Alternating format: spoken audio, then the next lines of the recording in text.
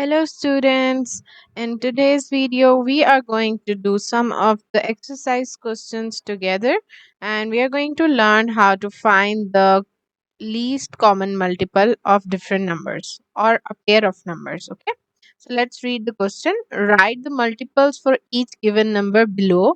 Circle the common multiples and find the least common multiple for each pair of number. Okay, so we are going to find the multiple of 2 and multiple of 6. Let's do the question number 1 and that is A part.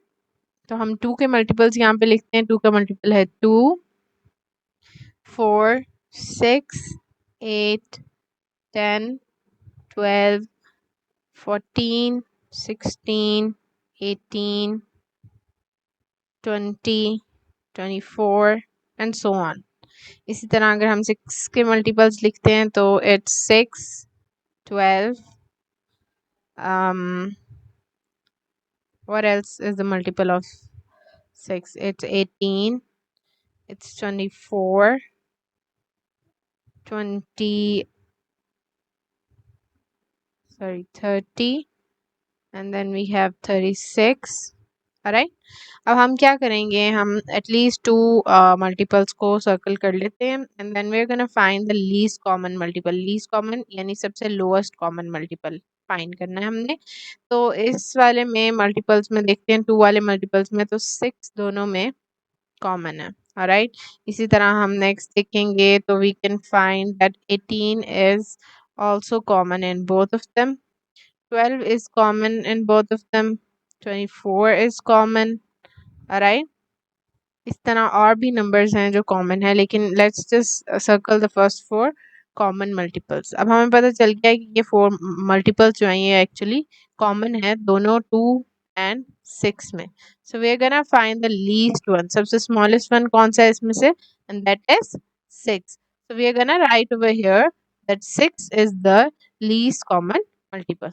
ठीक है, let's erase this for a while and now we're gonna do the second question and that is कि हमने multiple find करने हैं 4 के. ठीक है, तो जल्दी से मल्टीपल लिखेंगे. 4, 8, 12, 16 and then 20 and then 24. I think that is enough. यहाँ पे 6, 12, 18, 24, 30.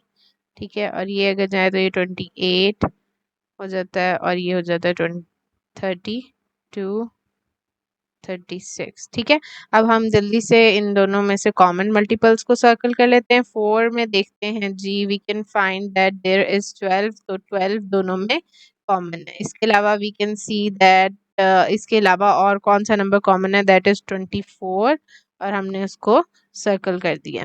ठीक है, इसके अलावा there might be other numbers जो आगे फर्दर और मल्टीपल्स अगर हम फाइंड करते हैं तो उनमें नज़र आएंगे, लेकिन for now we are just finding the least common multiple. तो हमारे लिए इतनी ही फाइंडिंग्स बहुत है. ठीक है, तो हम जल्दी से quickly we are gonna write the least यानी सबसे छोटा जो कॉमन मल्टीपल दोनों में है वो क्या है, 12. So we are gonna write over here 12.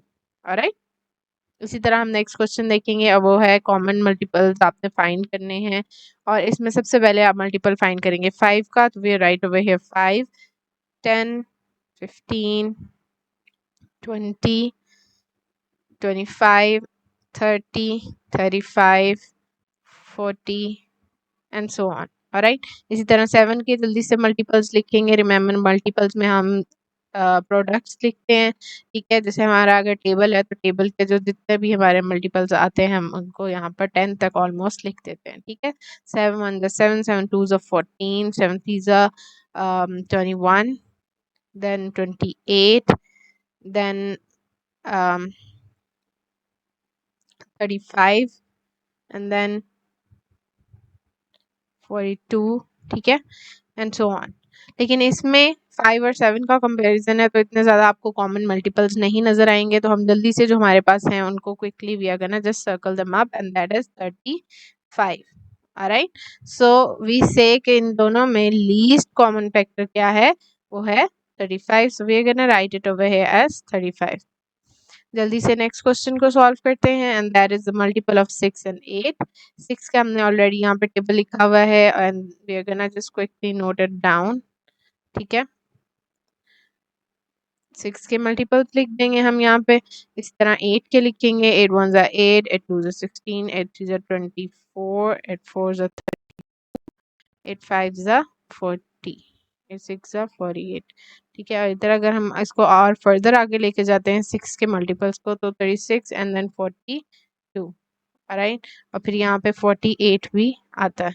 ठीक है, तो अब हम जल्दी से इनके मल्टीपल्स को सर्कल कर लेते हैं और इसमें हमें नज़र आ रहा है कि we have 24 that is common, we have 48 that is common. ठीक है, अब फर्दर और आगे मल्टीपल्स जाते जाएंगे तो और चीज़ें भी कॉमन होंगी, लेकिन हम सिर्फ लीस्ट कॉमन मल्टीपल फाइंड कर रहे हैं, तो हम जल्दी से सबसे लोएस्ट कॉमन मल्टीपल है उसको यहाँ पे लिख देंगे एंड दैट इज़ 24।